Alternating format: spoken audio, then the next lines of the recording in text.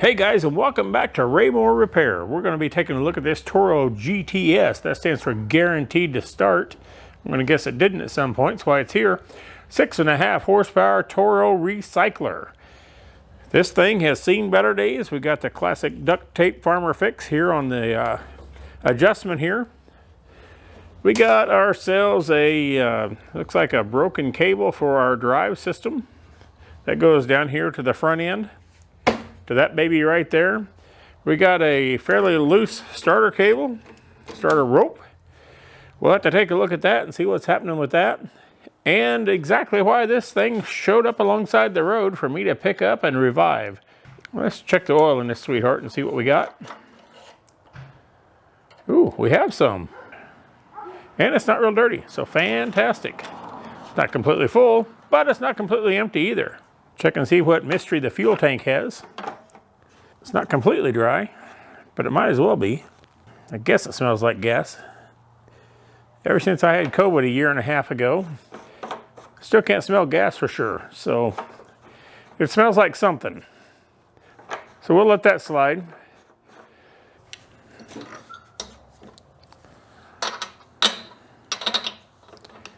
One side or the other is bound to work.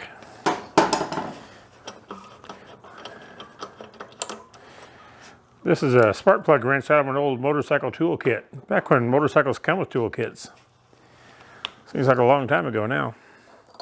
All right, I'm going to try to get this thing to lay in here against the head somewhere, and we'll check and see if she actually has some sparkles. Let's see what we get. I think we have spark. Let me try a different plug real quick. Let me try a wrong plug and see if it has spark. This one obviously won't work in the mower, but it will tell us whether we have spark or not. Yep. I don't know if the camera can see it or not, but I can. That's not too bad. We're going to put it back in there for now. Let's give this thing just a little squirt of carb cleaner down the carb, and we'll see what we get here. Alrighty, this has the world's crappiest air filter for a mower. So we'll pop this sweetheart off here. Second world's crappiest. The world's crappiest ones are the round ones. This one has a little bit more filtering area, but it's just not in very good shape. As you can see, she likes a little love. That is for sure.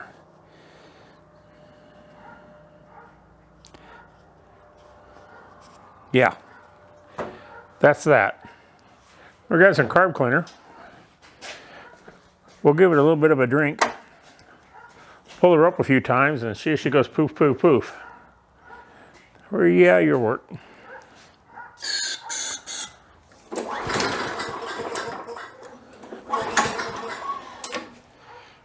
Well, it fired once.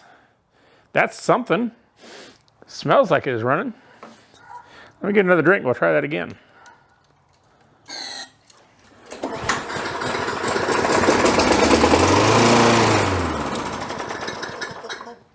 That's kind of what we're expecting to have happen. Pretty happy with that at this point.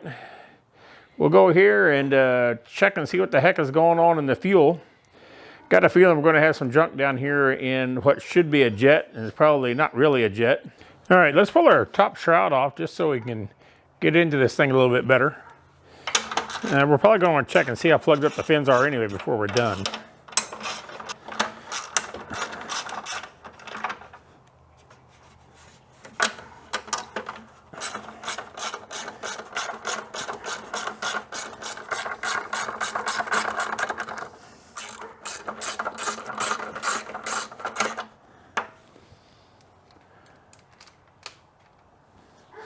Alrighty, get the rest of these out of here.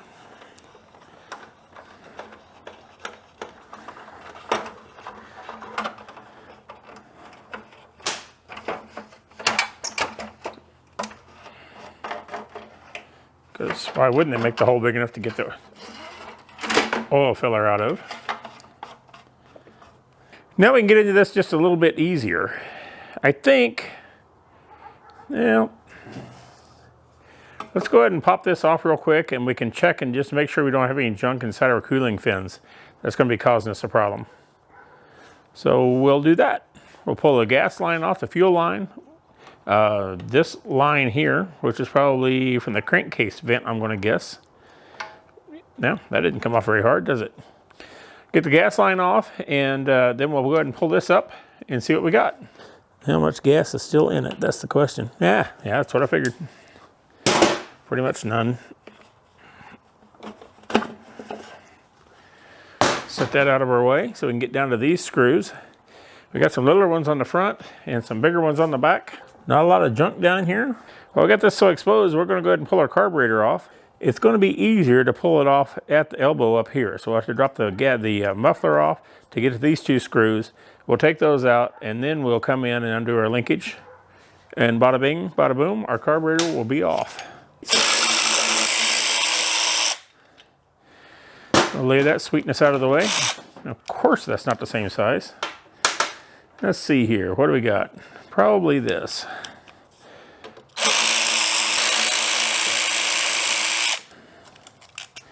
Now, the bad news is our gasket's been leaking here.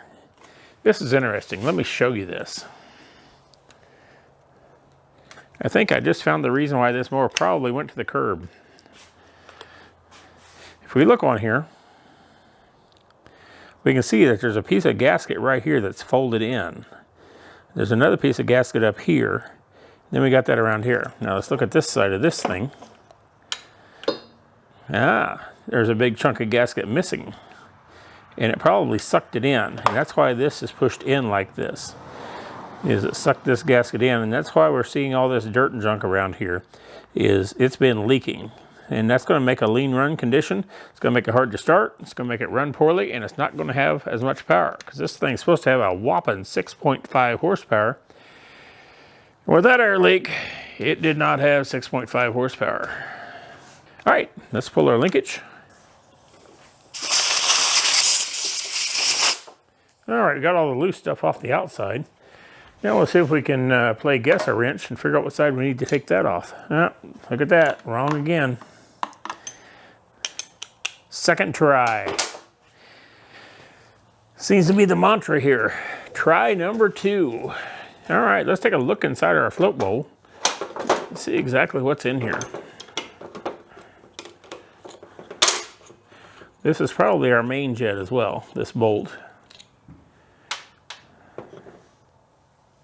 It's our washer.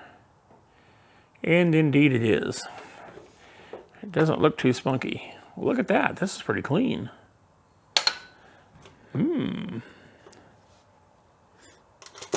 That's some nasty smelling gas.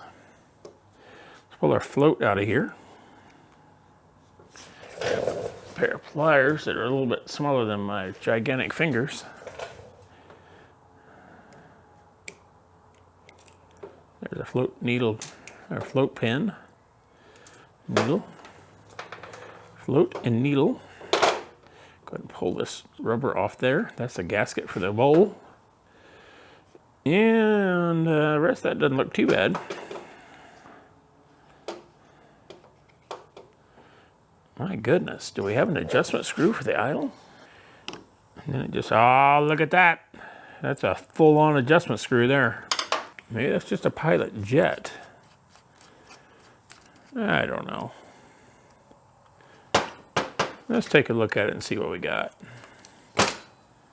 Yes, indeed, it is just a pilot jet. Low-speed jet. That's what you might call it. All right, I'm going to do some leaven on this thing to kind of clean it up. All right, we got our carb cleaned up. We're going to reassemble this thing and see if we can actually make it run.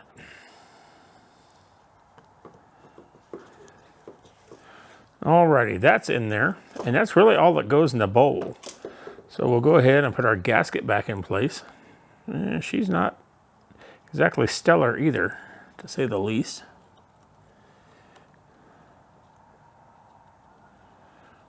Work that back down on there. Hopefully it stays long enough to get our float bowl to set on there.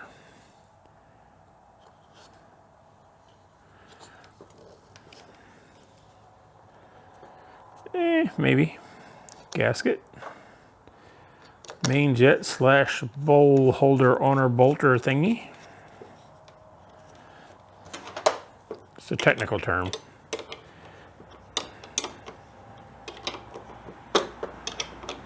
Does not need to be super duper tight, so we'll tighten it that much and stop there.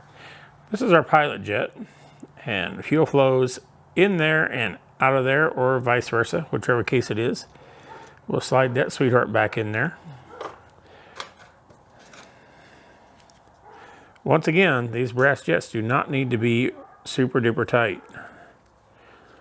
There's probably a torque spec on, but I have no idea what it is because I've never used one.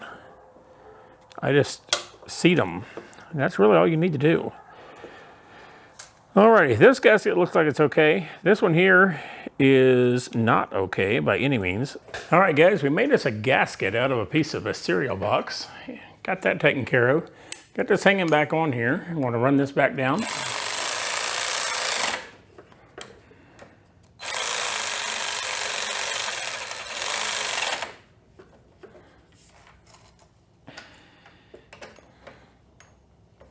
Get that mounted back up. We got our throttle linkage set back up.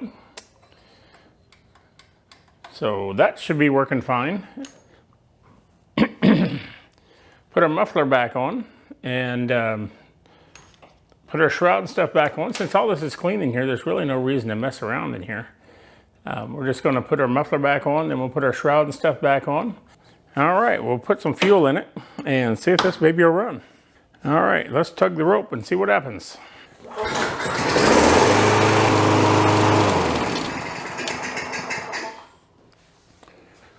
Well, that's pretty good.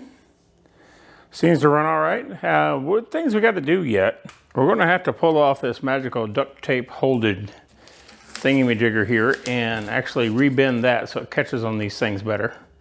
And that'll solve that problem. Then we got a cable problem that goes down to our final drive.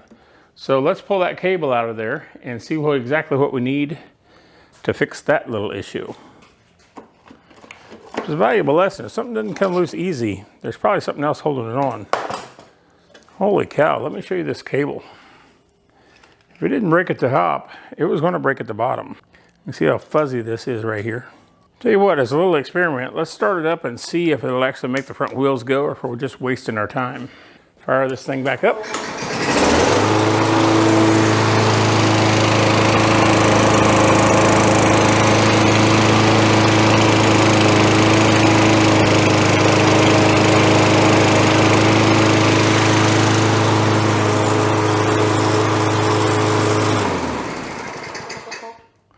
Looks like we got one that pulls and one that doesn't. Something going on with this ratcheting here. Couldn't be these loose and floppy antique wheels. Just so we're headed the right direction, let's go ahead and pull the cable off. Get that out of the way. These might work.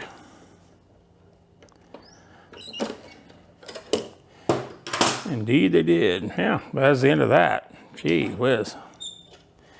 I think the spring comes with a new cable. So we got that. We'll take it loose up the top and that'll be out of the way. Let's dig into here and see why this thing is not pulling like it should.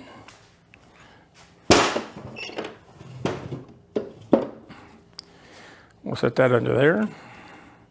Pull our spark plug wire off so nothing else can happen.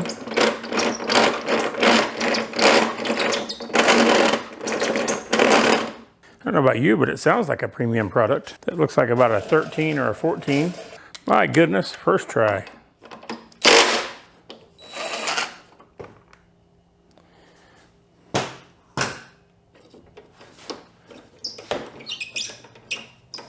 Well, this definitely needs to be lubed up, but it's not.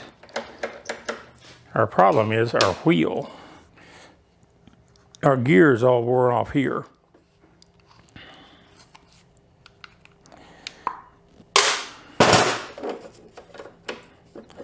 As this gets slack in it, wheel mounts onto here, that lets this gear and this wheel become misaligned. And then they start flopping all over the place. You can see how much slack we have in all this nonsense. The real question is how much of this is worth rebuilding.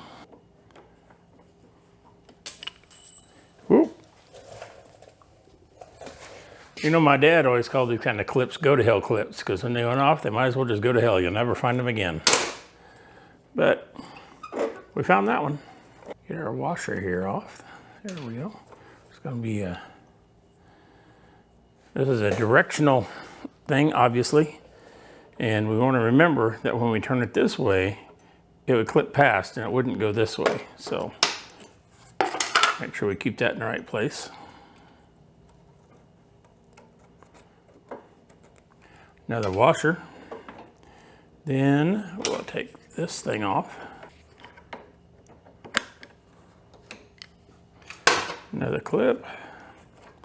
Pull these off, and there's our super duper slack. Ay caramba. Dislodge that out of its groove just a bit. It's going to be critical for reusing the snap ring. There we go. Nice and straight still. Pretty good shape. That comes off there. This comes off.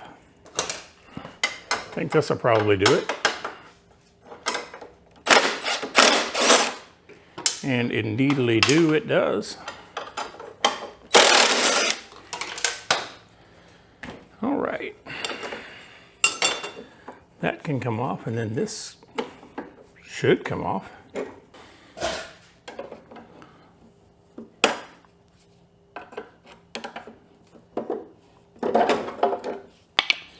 Yep, sure enough, that's the answer. More force.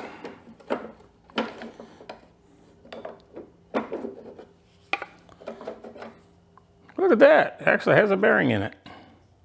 Boy, wouldn't have guessed that. But our shaft is really worn out there. Now our other side also has 1.5 miles of slack, so let's go disassemble that side, and here we go.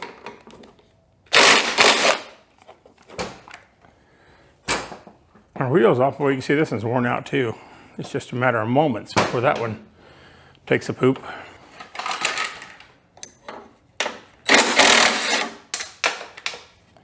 One more.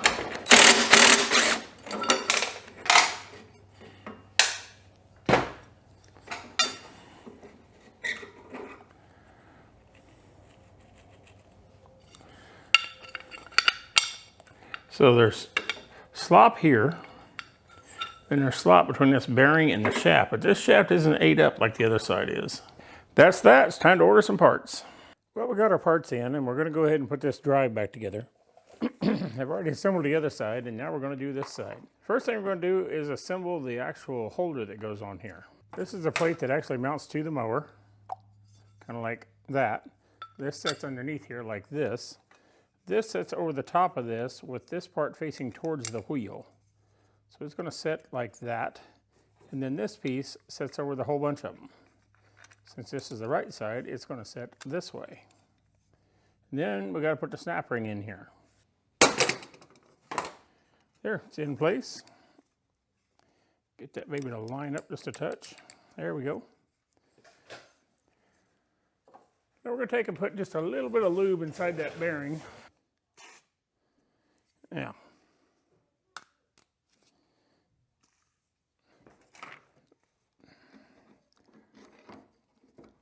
Put this over the axle. And then these bolts hold it on.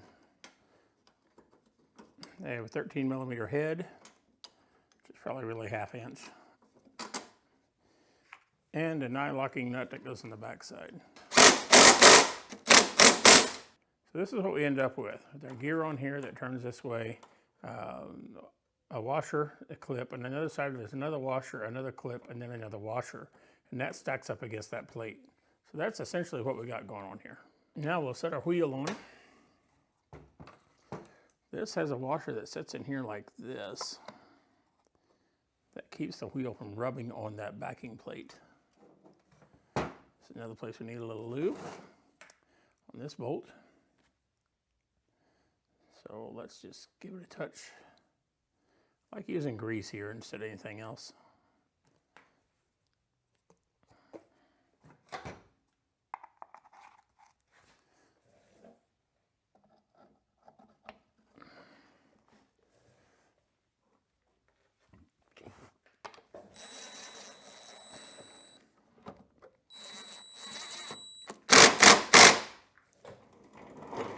Alrighty, we got our new cable on and got it adjusted up. So let's fire this thing up and see if the drive actually works. Should start up. We had it running the other day.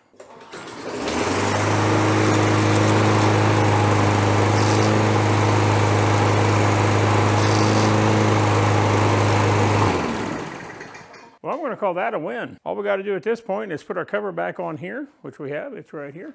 This baby sets on here just like this. The cable coming out the hole there. And I'll put the screws in from the bottom. But man, that is a win. I like it. Let's just take a quick review of this mower. This we found alongside of the road, put out for the trash. We picked it up for free. We cleaned the carburetor on it. We spent $7 on an air filter. We spent about $25 on front wheels. Lawnmower wheels are expensive. So we got about $32 into this thing. We also changed the oil on it. So we probably got $2 worth of oil in it. So there we're about $34 into this thing. I have spent a total of about roughly an hour to an hour and a half doing everything on this thing. We do have a cable that we purchased for this thing. That cable ran $9. So now then we're up to $40, $41.